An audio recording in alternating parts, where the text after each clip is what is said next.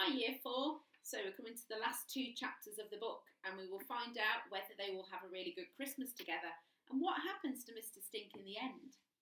So, if you remember, at the last chapter, the end of the last chapter, we found that Dad has been given a new electric guitar. So let's see what happens next. This chapter is called Black Leather Mistletoe.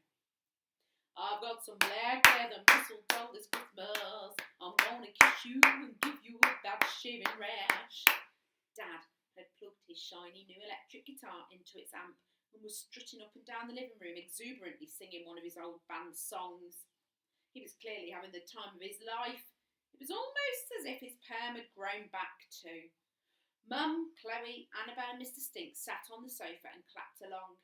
Even Elizabeth and the Duchess were curled up together, nodding their heads in time with the music. The heavy rock wasn't quite to Mr. Stink's taste, and to combat the noise, he had discreetly reinserted his rabbit-dropping earplugs.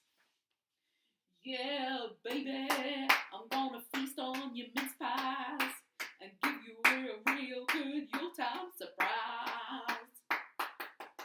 The song ended with a huge flourish on Dad's guitar and his tiny stadium of fans cheered and clapped him excitedly. Thank you, Wembley! Thank you so much! That was, of course, the Serpents of Doom's Christmas single, Black Leather Mistletoe, which rocketed to number 48 in the charts. Now for my next song. I think that's enough heavy rock music just for now, dear, said Mother, as if she might already be regretting giving him that present. She turned to Chloe and said, You don't want to leave any more, do you? No, Mum, not in a million years. This is the best Christmas ever. Oh, wonderful, said Mum. It's super that we're all together having fun like this. But, said Chloe, there is one thing I would like. Name it, said Mum. I would like Mr. Stink to move in properly. What? Asked Mum with a gasp. That's a great idea, said Dad. We've all loved having you around, Mr. Stink. Yes, you feel like part of the family now, said Annabelle. Well, I suppose he could stay for a little while longer in the shed, said Mum reluctantly. I didn't mean in the shed. I meant in our house, said Chloe. Of course, said Dad. That would be great, chimed in Annabelle. Well, Mum looked increasingly flustered. I do really appreciate what Mr. Stink has done for us, but I'm not sure he would feel at home here. I don't imagine he has ever lived in a house as nice as this. Actually, Mr. Stink used to live in a stately home, corrected Chloe gleefully. What, as a servant, said Mum. No, it was his stately home. Mr. Stink is really a lord. A lord? Is this true, Mr. Stink? Yes, Mrs. Croom. A stately hobo? Well, that changes everything, announced Mum, beaming with pride that she finally had someone truly posh in the house. Husband, take the plastic covers off the sofa. Annabelle, get out the best china. And if you would like to use the downstairs lavatory at any time, Lord Stink, I have the key right here. Thank you, but I don't need to go right now. Oh, hang on a moment. They all looked at Mr. Stink expectantly. Chloe, Annabelle and Dad were just curious to finally see what the downstairs loo actually looked like from the inside, since none of them had ever been allowed in there. No, false alarm. Mum continued, babbling breathlessly. And you can have our bedroom, your lordship. I can sleep on the sofa bed and my husband would be more than happy to move into the shed. What the? Said Dad. Please stay with us, interjected Chloe. Mr. Stink sat in silence for a moment. The cup and saucer in his hand started rattling, and then a little tear formed in his eye. It travelled slowly down his cheek, creating a little streak of white on his grimy face.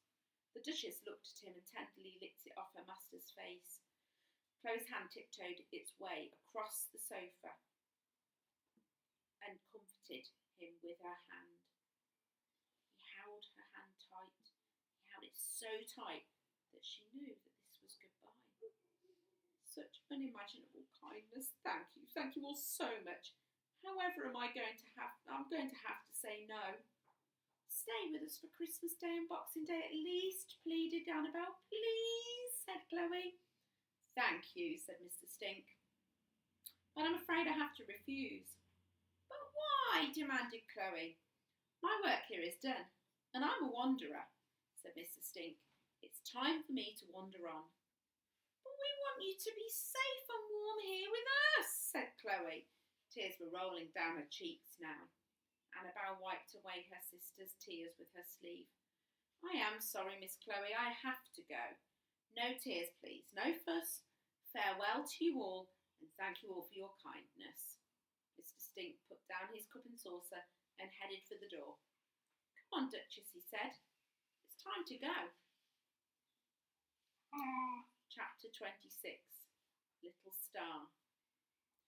He walked off into the moonlight. The moon was full and bright that night, and it looked so perfect that it couldn't be real. It was as if it had been painted and hung there on a hook. It was so impossibly beautiful. There wasn't any snow. There never is at Christmas these days, except on the cards. Instead, the streets were damp from a storm, and the moon was reflected in hundreds of little puddles. Most of the houses were adorned with Christmas decorations of one sort or another, with fairy-lit trees glinting through the double glazing. The decorations looked almost beautiful too, competing with the moon and the stars in their own feeble way. All you could hear was the rhythmic scuff of Mr. Stink's battered brogues as he walked slowly down the road, the Duchess following dutifully, a pace behind, her head bowed. Chloe watched him unseen from an upstairs window. Her hand touched the cold glass, trying to reach out to him. She watched him disappear out of sight before sloping back to her room. There, sitting there on her bed, she remembered a reason to see him one last time. Lily and the flesh-eating zombie teachers! She shouted as she ran down the street. Miss Chloe? Said Mr. Stink, turning round. I've been thinking about Lily's second adventure. I'd love to tell it to you now. Write it down for me, child. Write it down? Asked Chloe. Yes, said Mr. Stink. One day I want to walk into a bookshop and see your name on one of the covers. You have a talent for telling stories, Chloe. Do I? Chloe had never felt she had a talent for anything. Yes. All that time spent alone in your room will pay off one day. You have an extraordinary imagination, young lady, a real gift. You should share it with the world. Thank you, Mr. Stink, said Chloe shyly. I'm glad you came running after me, though, said Mr. Stink. I just remembered I have something for you. For me? Yes, I saved up all my loose change and bought you a Christmas present. I think it's something rather special. Mr. Stink rummaged in his bag and pulled out a package wrapped in brown paper and tied up with string. He handed it to Chloe, who unwrapped it excitedly. Inside was a Teenage Mutant Ninja Turtles stationery set. It is a teeny bopper, mucus, karate tortoise thing. I thought you'd like it. Mr. Raj told me it was the very last one he had in the shop. Did he now? Chloe smiled. This is the best present I've ever had. She wasn't lying.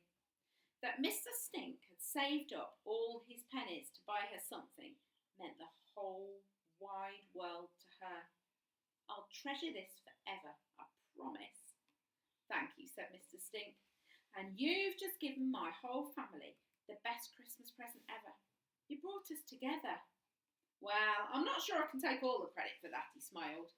Now, you should really go home now, young Chloe. It's cold and it feels like it's going to rain. I don't like the thought of you sleeping outside, she said, especially on a cold, damp night like this. Mr. Stink smiled. I like being outside, you know. On our wedding night, my darling Violet showed me the brightest star in the sky. Do you see? That one there. He pointed it out. It twinkled brightly like his eyes. I see it, said Chloe.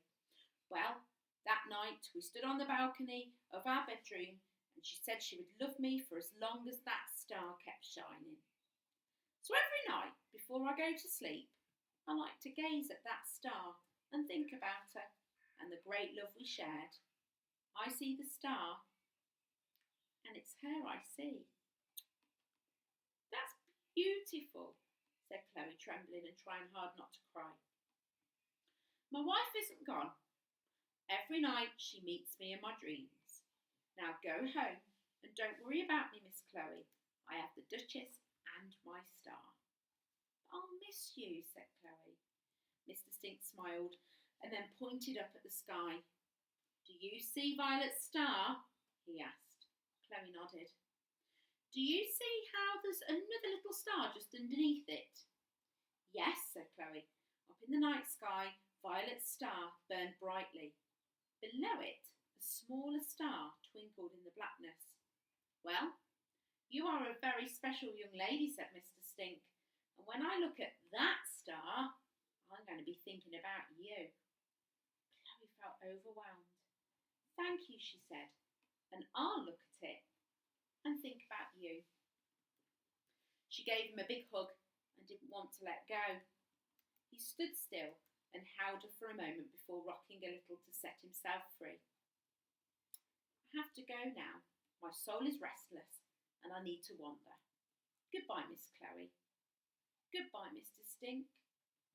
The wanderer wandered off down the road as night slinked like a panther down the sky. She watched him disappear out of sight until all that could be heard was silence echoing around the streets. Later that night, Chloe sat alone on her bed. Mr. Stink was gone, perhaps forever, but she could still smell him. She would always be able to smell him. She opened her maths exercise book and began to write the first words of her new story. Mr. Stink stank.